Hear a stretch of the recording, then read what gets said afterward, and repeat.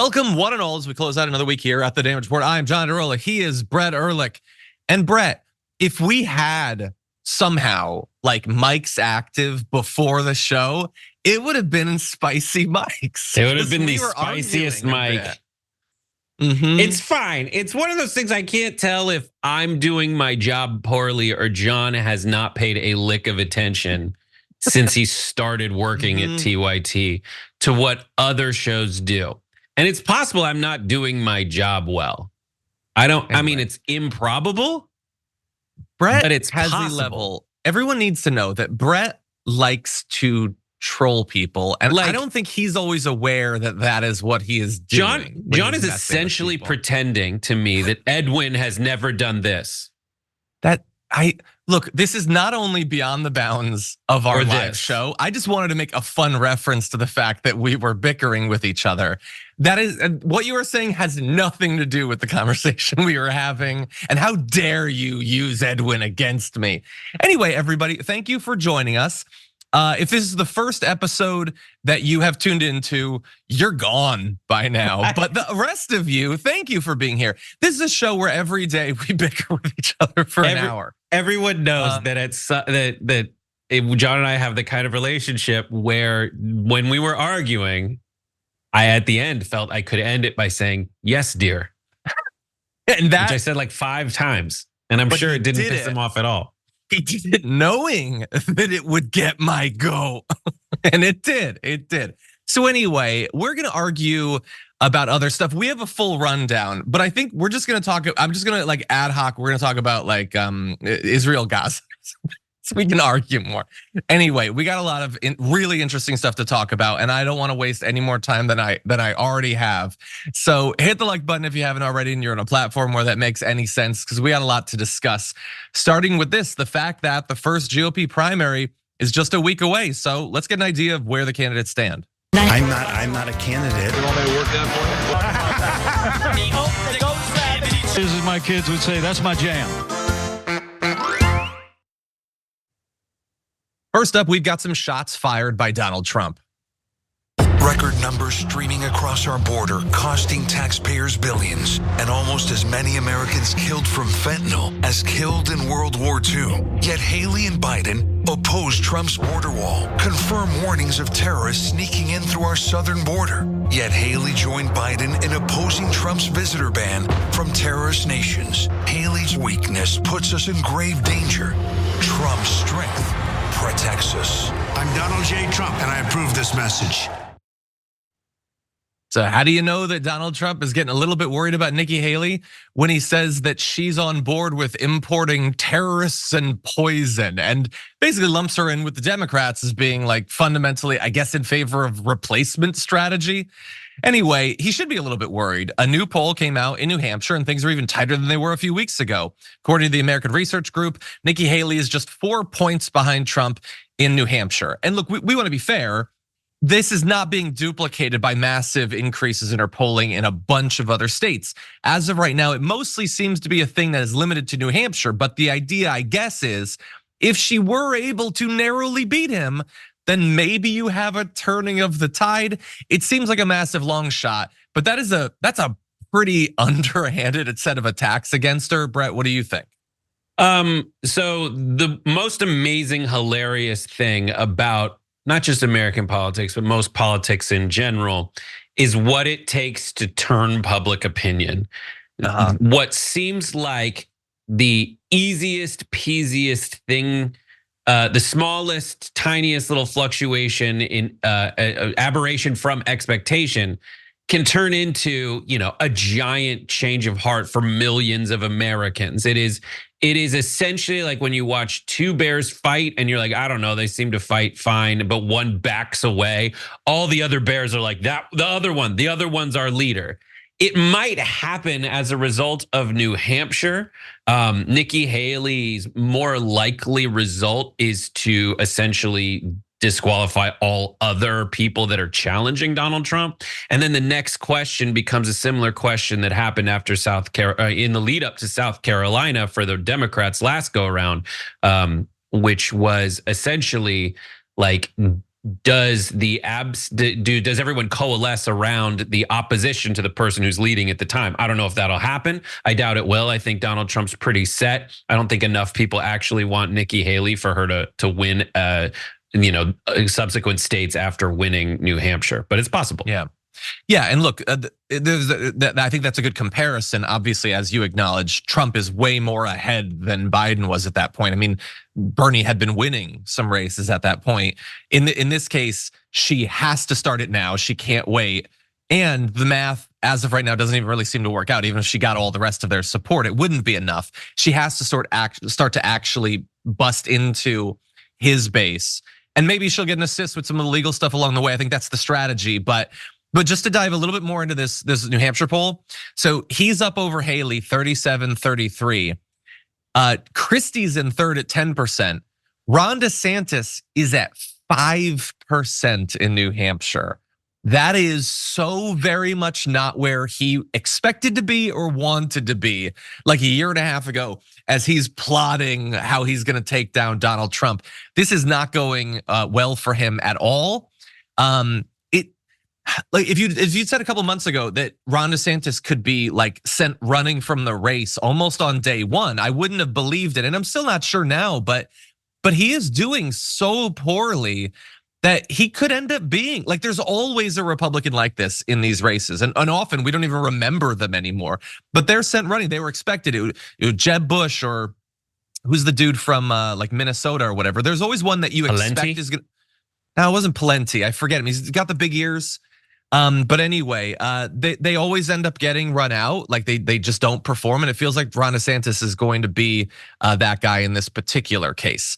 That said, Ron DeSantis is fighting as well. Not only do you have Donald Trump running these ads against Nikki Haley, Ron DeSantis is also worried about Nikki Haley, and he's getting an assist in this case by a pro-DeSantis group named Fight Right, who is hitting her and also Donald Trump in a truly disgusting fashion. Tricky Nikki Haley supports the radical trans agenda, allowing gender reassignment surgeries on minors. Let's get them the help, the therapy, whatever they need. I think the law should stay out of it. Donald Trump is no better. You allowed biological men to compete in Miss Universe pageant. Can a man become a woman? Ron DeSantis has stood firm. No surgeries on minors. Protect girls' sports. I stood up for little girls. You didn't do it. So that is the area that Ron DeSantis and his allies want to focus on. Let's stay away from anything about attacking Trump that theoretically could cause his base to turn against us. Don't talk about the stuff with the women. Don't talk about the stuff with like his legal troubles and all that. Don't talk about the attempt to overthrow the government. No, let's just hit the trans community and imply that of all people, Donald Trump is super pro-trans. He's been just way too friendly and loving and caring and compassionate towards that community. And of course, he's gonna hit Nikki Haley in the same way. There have been these articles coming out about how the war on woke that he has been one of the main generals in is no longer really driving a lot of enthusiasm on the right. But if that ship is going down, it seems like DeSantis and his allies are gonna go down with it. Brett, what do you make of this strategy? So that is an ad for Iowa, not for New Hampshire. New Hampshire is I don't care anything about you, just let me go hunting while smoking weed. Like that is New Hampshire. It is my favorite. It is this weird libertarian, just that's how it is. For the problem that DeSantis faces is when it comes down to it, like the kind of person who is an anti-woke candidate thinks that Ron DeSantis is a wuss. He is a huge wuss, and Nikki Haley is performing better among the kind of people whose sentiment would be anti-woke. So Nikki Haley's beating you in that because she's in all of the interviews, she's like, let's just bomb the hell out of people. Let's just go put America flags up everywhere in the world and conquer it. Like that is the anti-woke alpha dog energy that just Ron DeSantis does not have. Soft put in, Ron DeSantis cannot win those voters over. He just can't in front of them, looking in their eyes. Yeah, there is just something about him personality-wise, communication strategy-wise, whatever, that it just, you can't do it. And no amount of training, and I'm sure they're trying to train him behind the scenes, and they've got consultants and they're giving him tips, and it doesn't matter. He projects weakness, and you can camouflage the weakness, get to right wingers, I mean, by attacking lefties and left, affiliated groups or whatever. You can do that. And Republicans, because they want that so bad, they'll ignore the fact that you're being a little weenie while you're doing it. But suddenly, once you're coming for other Republicans and you're trying to stand out in comparison to people like Donald Trump, that camouflage is not there anymore. And so he just reeks of weenie. And he can't avoid it. He's never going to improve in that way. Maybe if Trump kicks the bucket, maybe 4 years from now, it won't matter as much. But I think that Ron DeSantis is just never going to succeed on this level. And by the way, I was talking earlier about there's always a Republican candidate that everyone expects is going to do well. Scott Walker is the one that I was thinking of in 2016. Wisconsin, I think I said Minnesota. Jeb Bush is another example. I think Rick Perry perhaps could be one of those. And I just think if you are like a right winger, the idea, I don't think you're going to be won over by this strategy. And I hope that you won't, because the idea that you're going to pick a guy because he is trying to get you to think about politics exclusively through the lens of how dare a family 2,500 miles away from me make a decision about the healthcare of their child. It cannot be allowed. I have to go everywhere across the country and get involved and stop that family and their doctor from making a choice. And meanwhile, I'm going to talk constantly about parents' rights that I'm supposedly in favor of. But on some of the most fundamental questions, I have to get involved. Screw my wages, my ability to organize in terms of my work. Screw my ability to pay for my kids' education. Screw my ability to own a home. Screw my ability to have access to good health insurance. No, there are families thousands of miles away that are making decisions that I have been trained to not like. And that is the only lens that I'm going to see politics through. Or at the very least, that's how I'm going to make my choice. Brett, you look like you disagree. Well, that's an argument for telling people not to care, but they will still care about that stuff. The legacy of the Republican Party when it comes to abortion specifically is exactly that dynamic, and it galvanized millions and millions of people to go to the polls. Oh, I have to protect a baby I'll never meet and never have anything to do with and get inside someone's uterus. Like it's the fact that, and Ron DeSantis is appealing in that way. Donald Trump makes those arguments a lot, similar arguments to that. But when it comes down to it, the problem with Ron DeSantis is he's great on paper, but there's no chemistry when you get in the room. Like you swiped right because he had a good bio, but when you get there and you go on that date, you're like, oh my God, I will never get horny around this guy. I've got to say no. I think that largely, I think for a lot of people, your evaluation of what I'm doing is probably accurate. I would say that it is not a direct appeal to not care. I mean, I would love for them to not care about this stuff because I think that they're fundamentally wrong about all of it. It's not, it's to try to get them to realize that they are being conned, but more importantly, to worry about other things. Like your family is being screwed over, substantively, economically screwed over. Your kids' futures are being wrecked, but don't worry about that. Worry about the fact that there's some 13-year-old trans kid halfway across the country. Worry more about screwing over that family than protecting your own family from how your kids' futures are being doomed. Like I would try to refocus the attention, even just being selfish and pragmatic about the effect that politics has on your own family's lives. They are being trained to not worry about that, to worry more about how are two consenting adults having sex in Utah? How is this kid like allowed to compete in swimming in New Hampshire? Like they're being trained to sacrifice their own family's future on the altar of wanting to screw up other families. But that probably is not how most people will receive it. They'll probably largely agree with you, Brett. So yes, I do need to finesse the message a bit.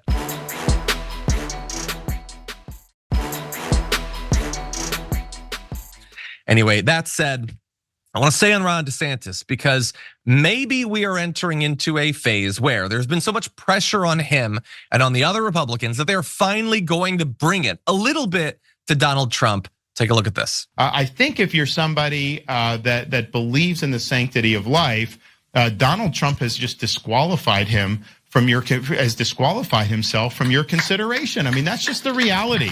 And we got to hold him accountable. Like, this idea that like all these conservative radio guys and Fox News people, like, they will like never criticize because they're so concerned that someone may yell at them look, anyone running for office answers to you. You have every right to hold these people accountable, and you should hold him accountable when he's taking those positions that are not consistent with the values here in Northwest Iowa.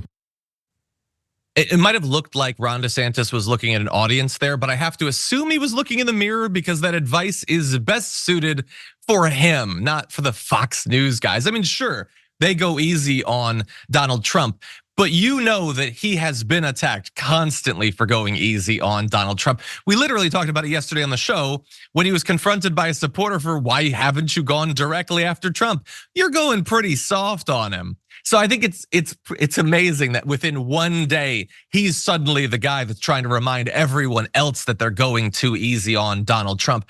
And even in his example of where he's not doing that. So he differentiates himself from Donald Trump on the topic of, trying to stop abortions from happening or whatever. He's still like, I think if you're in that position, you maybe disqualified yourself. If Donald Trump was doing this, he would call Ron DeSantis a baby killer. He would hit him 1,000 times harder on this. Ron DeSantis is like, well, maybe if you interpret it, it's not in line with the values of Iowa. It's still put soft. And this is like one tiny area where he'll hit Donald Trump when there is 1,000 different areas that he could talk about how Trump has disqualified himself. So sure, you're the one leading the way against Trump, Ron DeSantis. Brett, what do you think? I love that your impression of Ron DeSantis is Mickey Mouse, especially given the fact that Mickey Mouse is Ron DeSantis's arch enemy.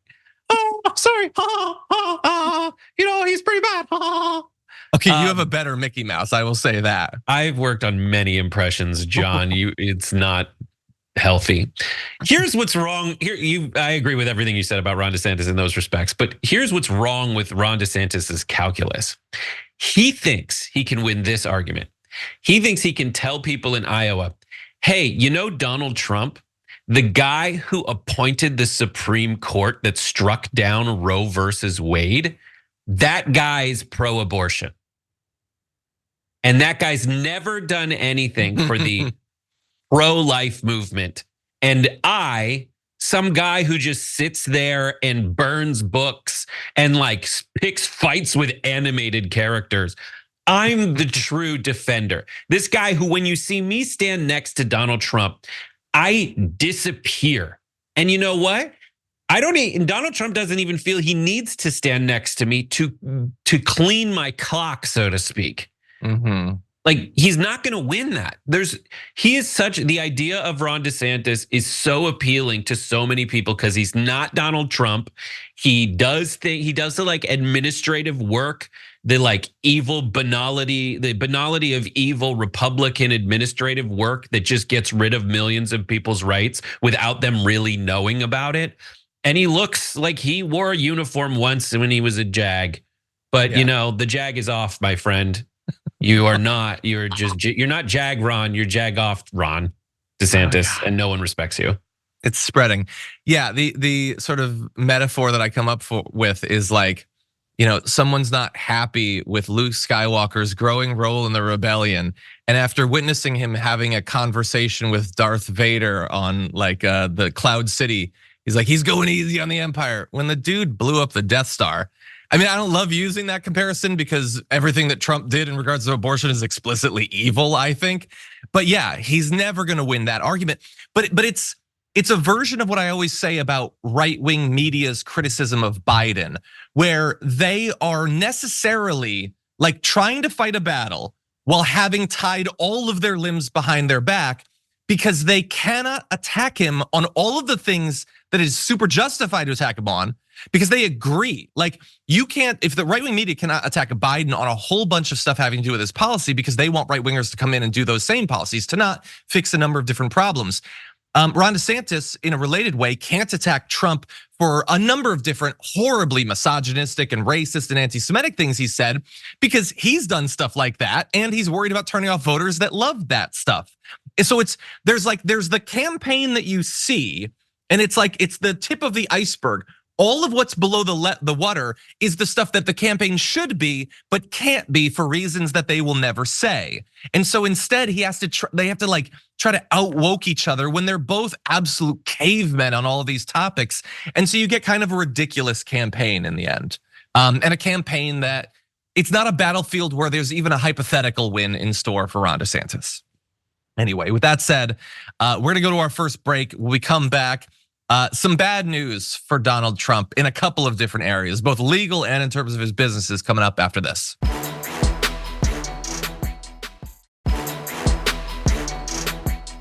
Welcome back, one and all. If you're just joining us now, please hit the like button. We're gonna jump into more news. If Donald Trump Jr. took $1.5 from China, not 1.5 billion, Sean, just $1.5, we'd solve the fake news media problem because their heads would explode. I cannot for the life of me, imagine what the media and how the country and the left in this country would be reacting if Donald Trump and the Trump organization and the Trump family were making tens of millions of dollars from our top geopolitical foes like China and Russia. We have a compromised president.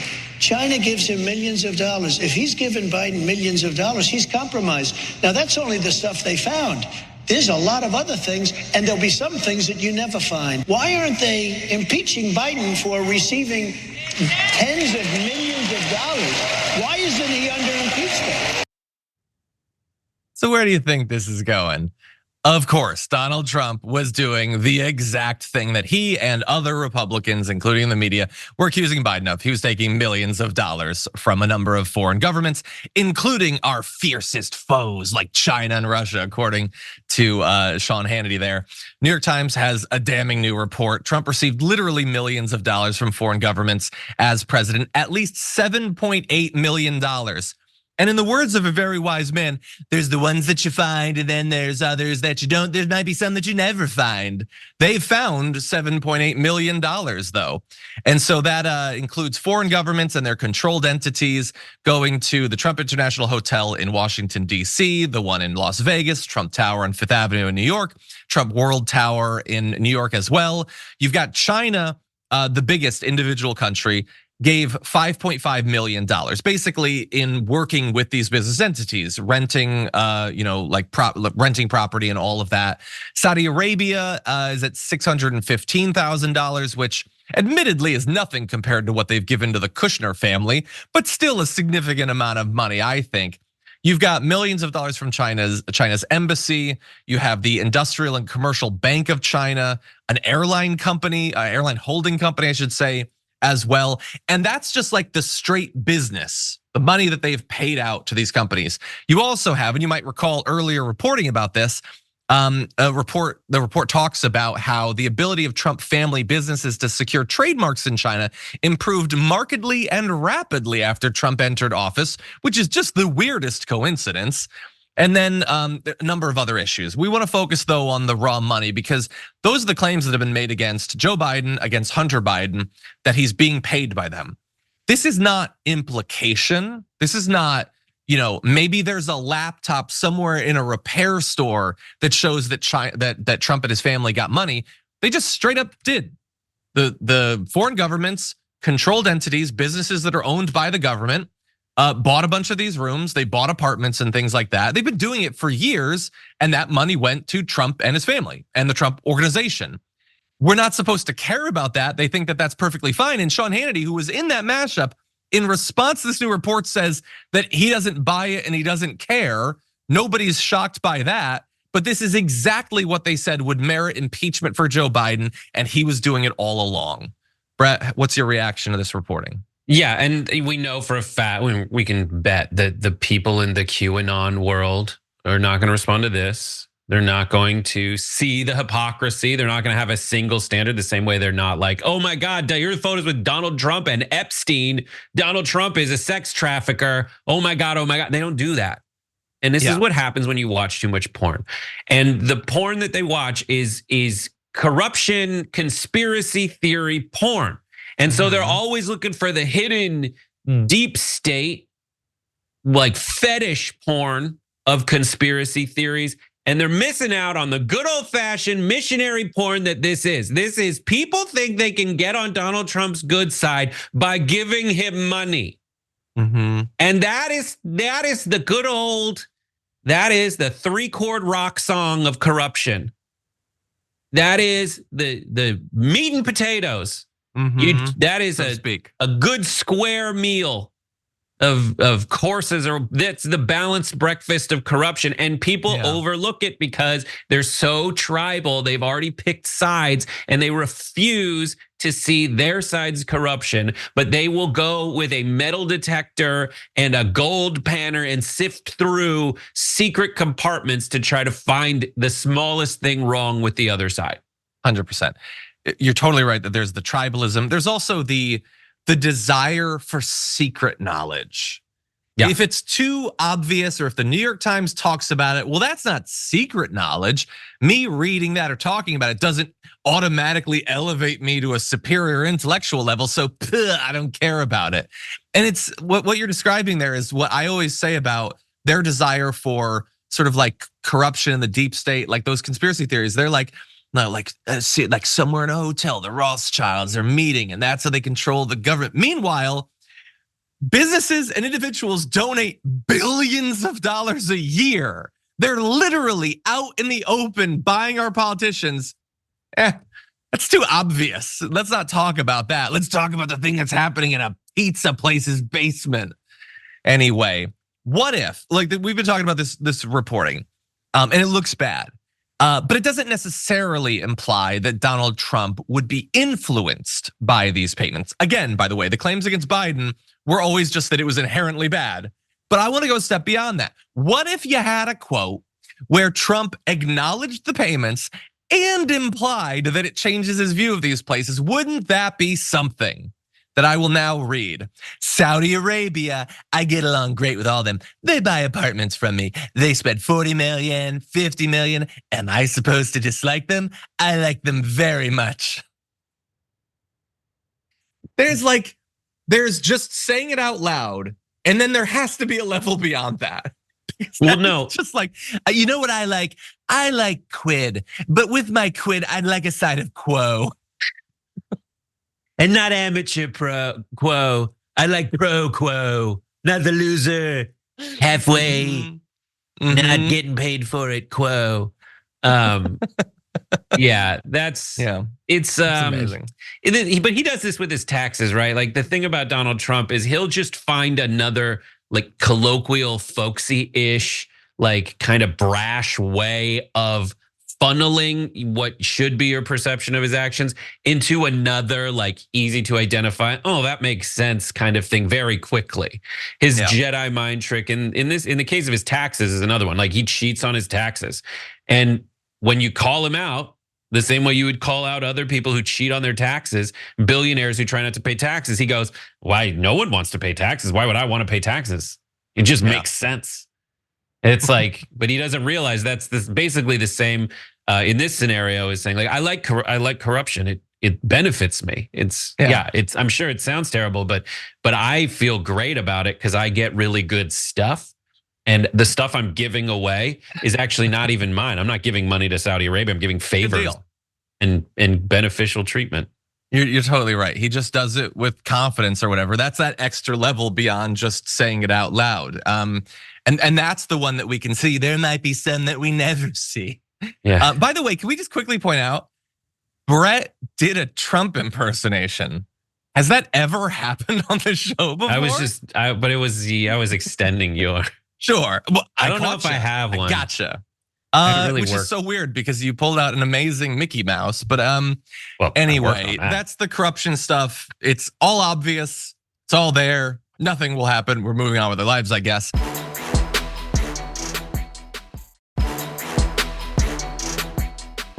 Let's move on to a different area of legal troubles that Trump actually does have. We want to talk about Alina Habba, technically a lawyer for Donald Trump, who went on Fox News to suggest that Brett Kavanaugh is the superhero that's going to swoop in to save Donald Trump. I would imagine this has to be a unanimous decision by the Supreme Court. They have to take it, in my view. Your thoughts? I think it'll clarify a lot of confusion amongst the states, amongst these rogue people like the woman we see in Maine who's not even a lawyer, who thinks she can find some obscure section of some statute and apply it to a former president. He has not been charged with insurrection. He has not been prosecuted for it. He has not been found guilty of it. Insurrection under the 14th Amendment, let's not forget, Sean, was to prevent people from a war who were pro-slavery, who were anti-American from taking office. That is not this. He has never been charged for it. Due process still, I would like to think, exists in this country. I think it should be a slam dunk in the Supreme Court. I have faith in them. You know, people like Kavanaugh, who the president fought for, who the president went through hell to get into place. He'll step up. Those people will step up, not because they're pro-Trump, but because they're pro-law. If it was that obvious, then I don't think you'd need to point out the relationship between Brett Kavanaugh, how he got on the court, and Donald Trump.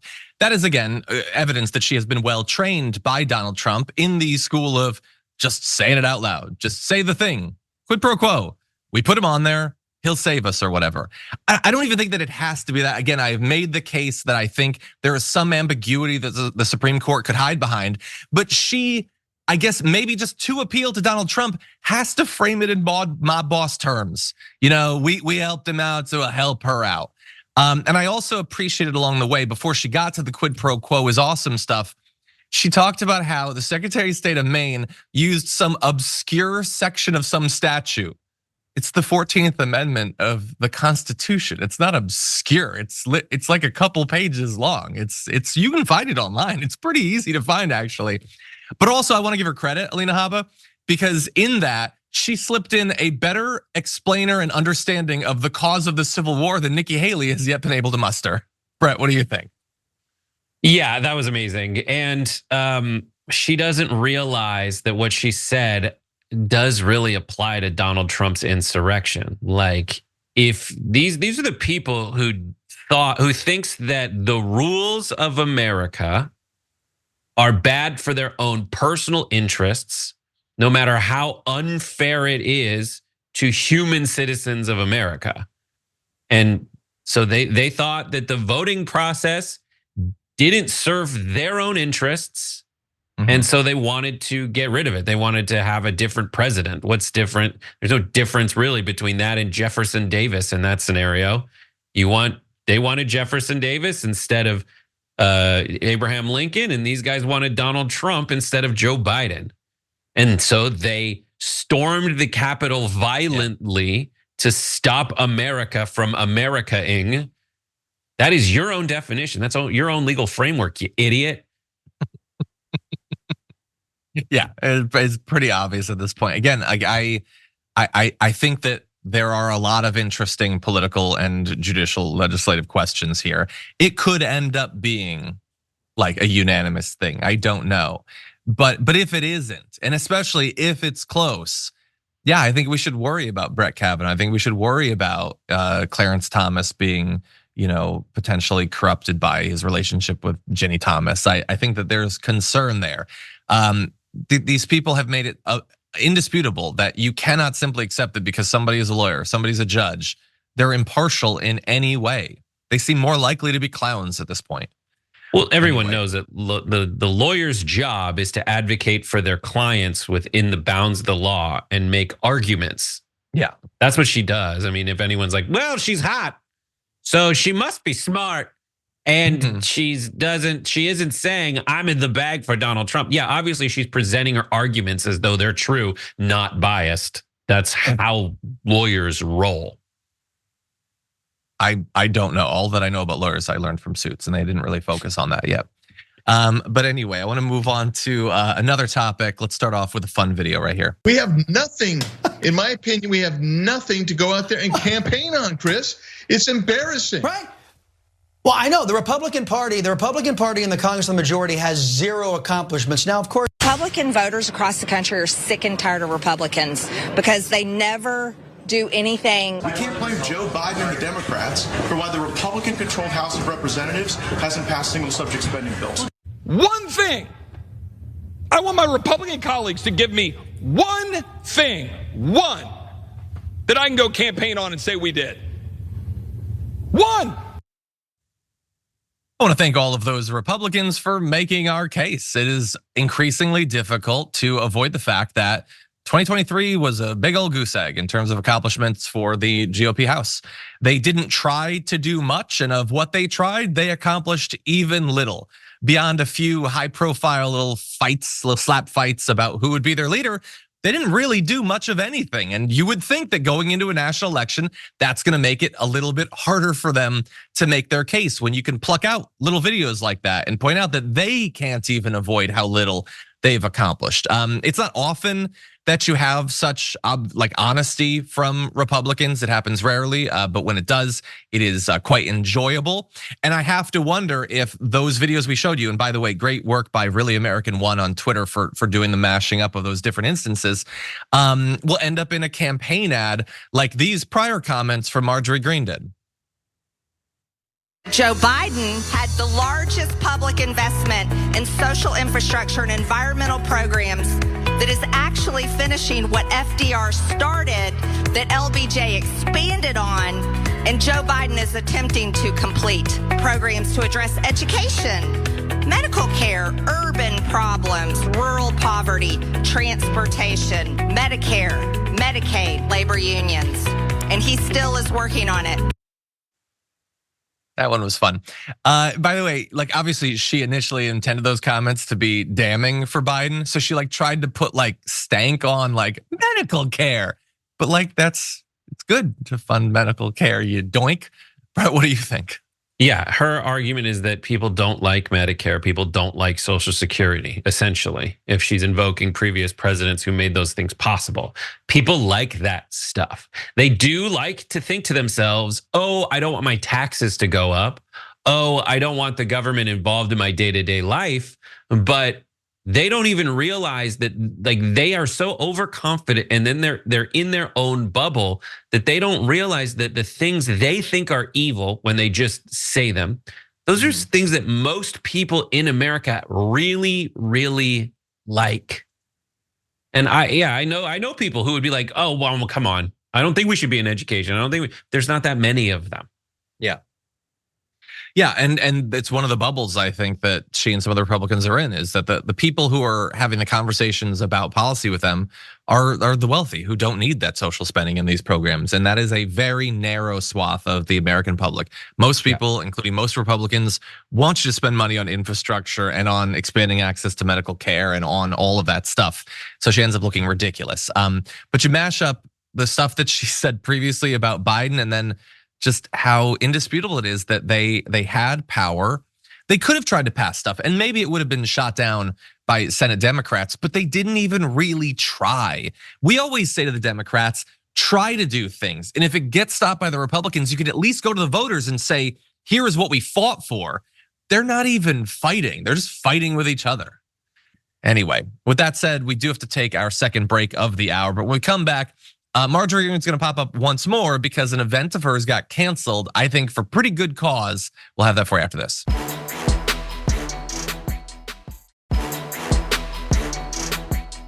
More news to get to, everyone. Buckle up as we close out this hour with some fun stuff. Marjorie Taylor Greene's plan to commemorate the 3rd anniversary of January 6th with an event hit a major roadblock when the Florida venue that was gonna host it canceled it when it became clear that she and the Republican organization sponsoring it had been utterly lying about what the event was actually supposed to be about. So this was Westgate Resorts. It was pitched to them as a small book signing event. You go there, you get your book signed by Marjorie Greene. It's a fun event.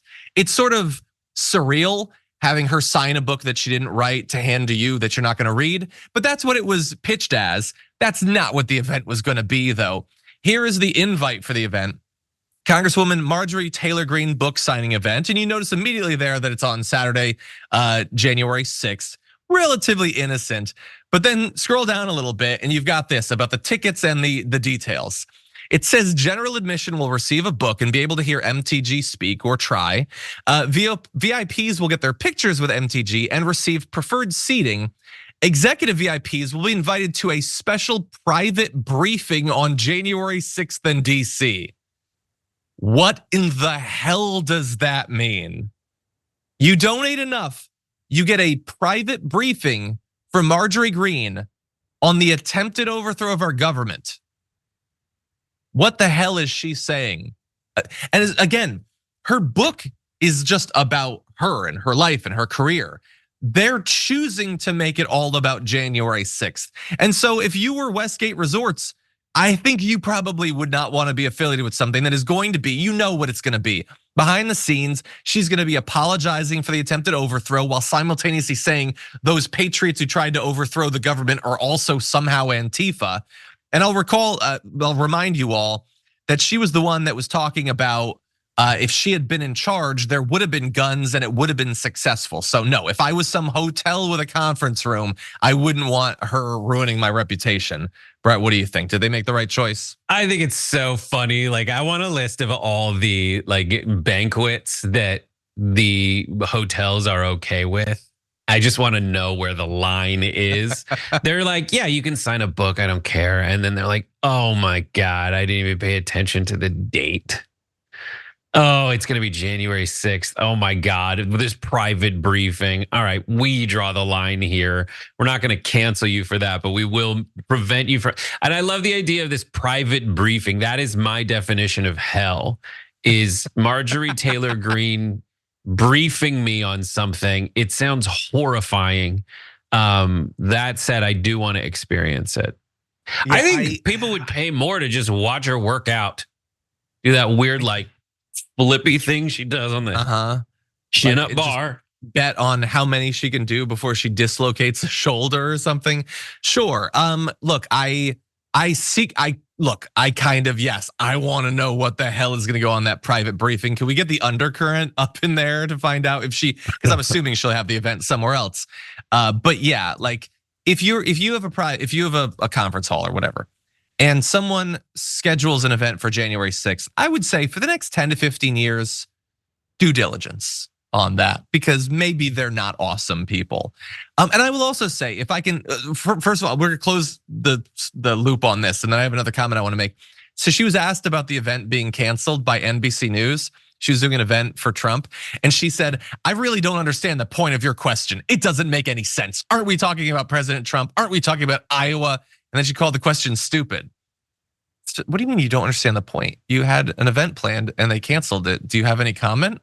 It's not complex. I feel like you could answer that.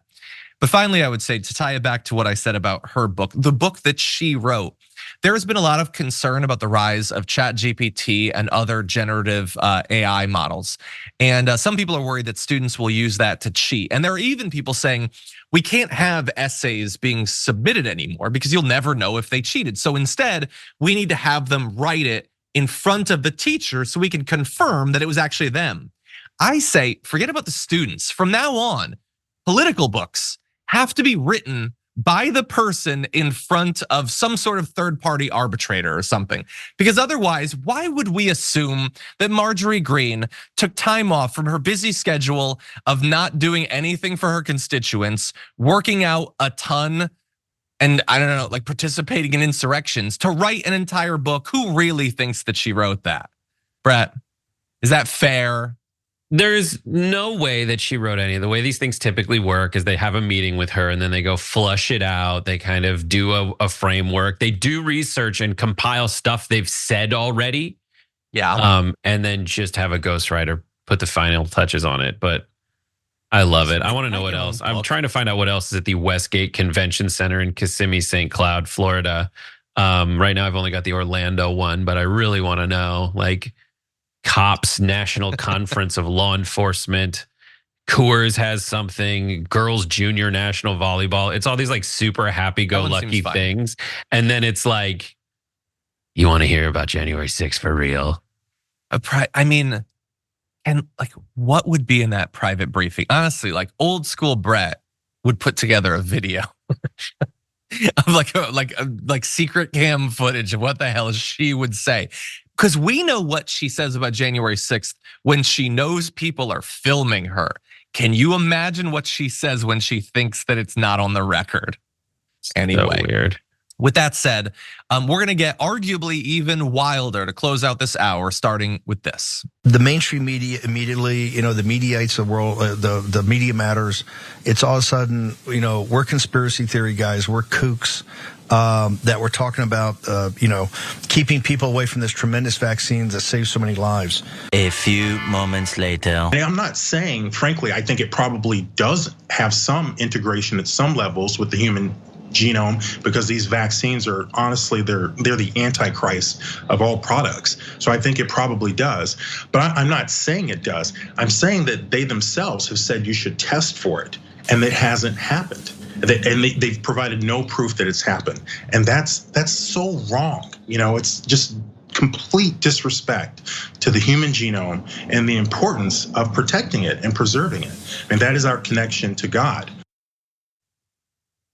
Science stuff, the Antichrist product. And we need to preserve the relationship between our genetic material and the creator of the universe. Look, that's a conversation on Steve Bannon's podcast. And that sort of conversation would bother me as a person who cares about COVID and doesn't want more people to die as we race into this massive wave of COVID that we're in, regardless of who the guest is. But do you know who that guest is? That is Dr. Joseph Ladapo, the Surgeon General of Florida, talking about the Antichrist and the relationship between vaccines and God. Now, look, he has said a lot of crazy stuff for a really long time. He seems to think that his job is to spread conspiracy theories about the vaccine that are immediately disproven and then move on to other absolute nonsense. But I will remind you all that there are consequences to this. As of right now, Florida has experienced 87,141 deaths from COVID. And they will almost certainly experience more thanks to this new wave, in particular, thanks to the JN1 variant, which has now become dominant. And the chief guardian of their health in the state believes that the most important consideration is the religious sanctity of your genetic material.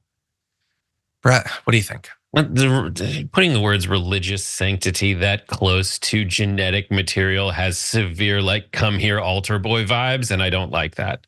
Yeah. God. No, I don't like what you just said either. Please do not anoint me with that sacred fluid, Your Honor, whatever you call priests. Anyways. Your Honor? You do not call priests Your Honor. Your Honor? No, you don't say that? Oh, it's something. Oh, you're right. It's something. It's something less weird, like father. Your guess was that's so like funny. saying, "Oh, baby," during intercourse. It's like I feel like we need other words. Let's say something else. Oh, daddy. That's what it's like. It's like this is romantic partner. Oh, sweetheart, which itself is disgusting. In other ways, if you have diabetes. For this, my arc of watching this guy's answer was like, maybe he's just using the word Antichrist, so people understand how bad it is. Because I'll be like, oh my God, Marjorie Taylor Greene's the Antichrist. Like I'll just say that. But then at the end, when he buttons it up with and the sanctity of our religious or our genetic material as it pertains to God, it's like, oh no, he was being literal about this being an affront to Jesus. Yeah. And for all the right wings talk about how they politicize things, this guy has politicized the Attorney General's office of an entire state full of people who are frequently elderly. It's a very popular retirement destination. And I think that itself is an affront to our Lord and Savior Jesus Christ, as well as Zeus and Poseidon. Yeah, and I think that all of the Your Honors should step up and speak out against this. By the way, I think you meant the Surgeon General, but yes. Surgeon General. It is utterly ridiculous. Thank you. And although there is no need to try to engage with the substance of what he had been talking about with Steve Bannon, the substance, such as it is the idea that the vaccines contain billions of floating DNA fragments. And his point is that the CDC doesn't test for this thing, and he thinks that's insane. And think about Brett, you like to talk about a bag of tricks. Here's a fun trick. You make up a thing and then say that it's crazy that you don't test for the thing that I just made up. Yeah. Like they do not test for unicorn droppings in mRNA vaccines. Did you know that? They don't at all. It's utterly ridiculous. But we shouldn't have to make the case. I think that he discredited himself perfectly fine on his own. Anyway, that's it for the first hour. Thank you everyone who's listened to the podcast. For the rest of you, we'll be back after this.